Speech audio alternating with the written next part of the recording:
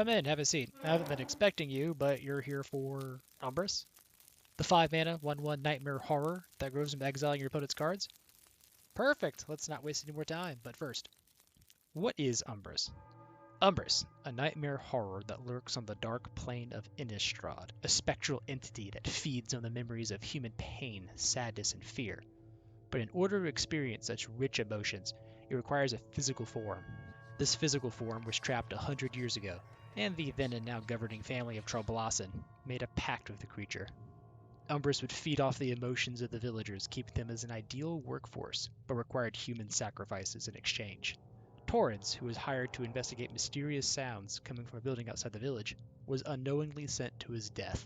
However, after the horror tried to make a deal with him, he refused and instead demolished the ritual circle, imprisoning Umbris. There, he struck a new deal. For freeing it, it was to return the villagers' memories. Before leaving, though, Torrens swore the next time they met, Umbris would be destroyed. Umbris, Fear Manifest, is a 5-mana, 3 generic, and a blue and black, 1/1 Nightmare Horror. It reads, Umbris gets +1/+1 for each card your opponents own in exile, and whenever Umbris or another Nightmare or Horror enters the battlefield, or ETBs, under your control, target opponent exiles cards from the top of their library until they exile a land card. The usual strategy I've seen of this commander is to play generic good stuff Nightmares or Horrors to trigger Umbris' ability, so it becomes a Nightmare Horror tribal commander.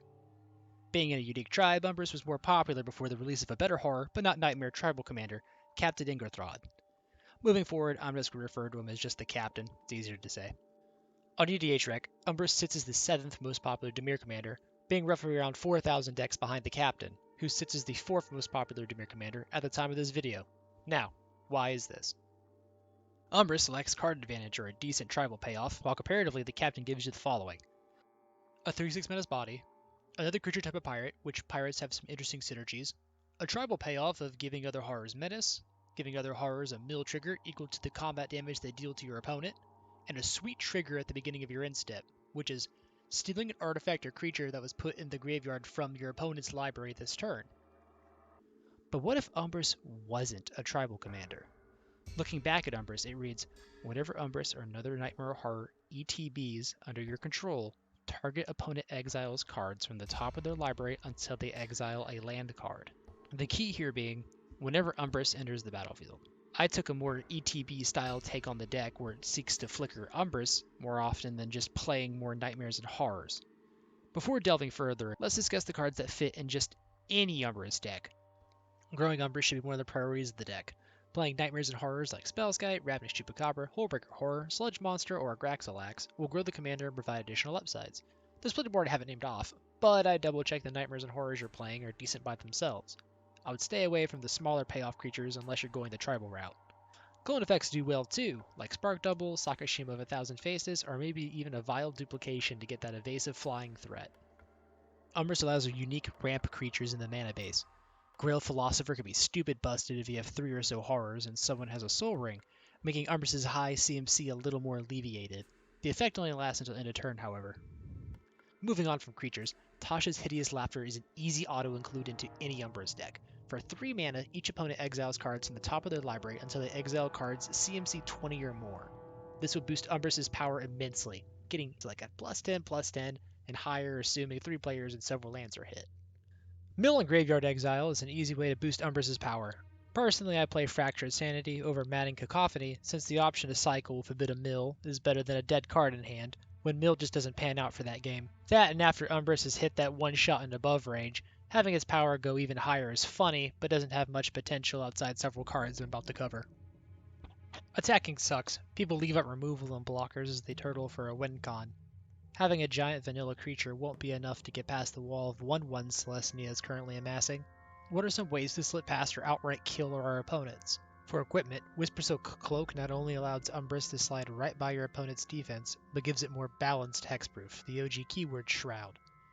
If you have any additional equipment, just make sure you equip it in the right order.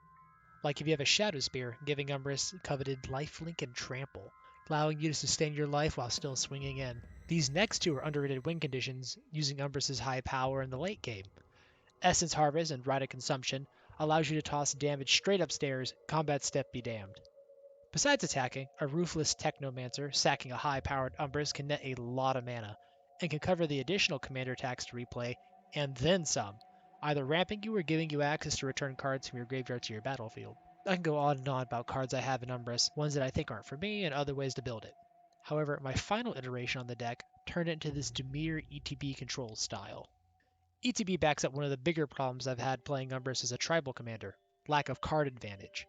Dimir has access to some great tribal enchantments like Kindred Discovery or Reflections of Lajara, or payoff cards of Distant Melody.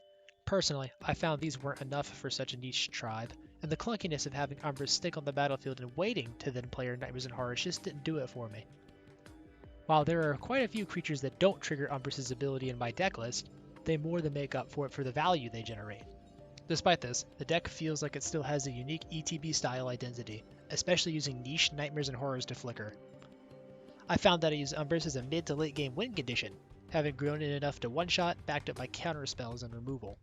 Early game can be a bit of a struggle, but either with ramp or a sweeper, playing catch-up isn't a huge deal breaker. To recap, flickering Umbris or any Nightmare or Horror triggers Umbris. Instead of having a ton of random Nightmare and Horror creatures to trigger the ability, well instead you flicker effects you see in blue like Thassa, Deep Dwelling, Displacer Kitten, Conjurer's Closet, and then throw out a Panharmonicon for good measure. It ensures we trigger Umbris' Exile every turn or close to it. Dimir itself doesn't have access to other flicker effects like White does, but has another way to ETB, recurring from the graveyard. Using Animate Dead, or the previously mentioned Ruthless Technomancer, are other ways to get some of that value.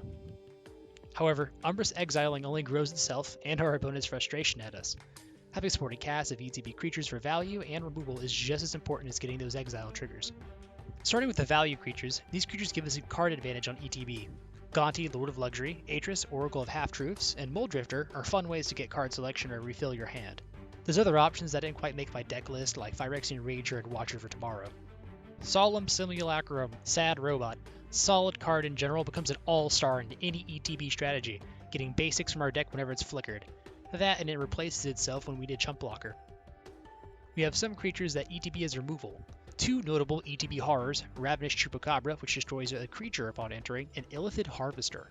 Illithid Harvester becomes a wall against opponents' aggro strategies, assuming they don't have vigilance. By threatening to flicker the Harvester, the ability that turns tapped creatures your opponents control face down is sometimes more than enough to deter being swung at, especially at instant speed with either Essence Flux or a Ghostly Flicker. Besides these two, Urtai is another card I have in the removal spot for its flexibility, either countering a spell, triggered, or activated ability, or restoring a creature or planeswalker. In return, the controller gets a card, but one that can't usually replace what you stopped. Endless Evil. While it works well with Horror Tribal, and I recommend it there, it still works amazingly well for Enter the Battlefield triggers. Lastly, a great late game creature that you want to flicker is Agent of Treachery. When it ETBs, we can take any permanent our opponent's control. This is a great way to deal with things Dimir might have trouble answering, like enchantments, artifacts, or lands. I can't conclude the video without mentioning some personal favorites and all-stars. Mystic Reflection, 1 blue instant, or could be foretold, for a cost of just 1 blue later on, says choose target non-legendary creature. The next time one or more creatures or planeswalkers enter the battlefield this turn, they enter it as copies of the chosen creature. This works wonders in the strategy here, especially if you aren't satisfied with one of your creature's effects in your hands. Maybe Baleful Strix's one card just won't cut it. This will ensure it comes down to something useful on your board that's non-legendary, of course. Extra Solemn Simulacrums, Hostage Taker, or Archaeomancer has great versatility. And it doubles as pseudo removal. Opponent trying to resolve a Traxa or some scary commander, playing this and choosing, I don't know, a Llanowar Elf or a creature token for just 1 blue is fantastic value. I run this card in too many of my blue decks for that reason alone. The flexibility is fun. I understand running another card in this slot, either a counter or removal, but give this card a try if you haven't before. A card to keep in mind, and I'm trying to find a way to slot it in my deck list, is Flesh Writher. 2 black for a 3/3 horror.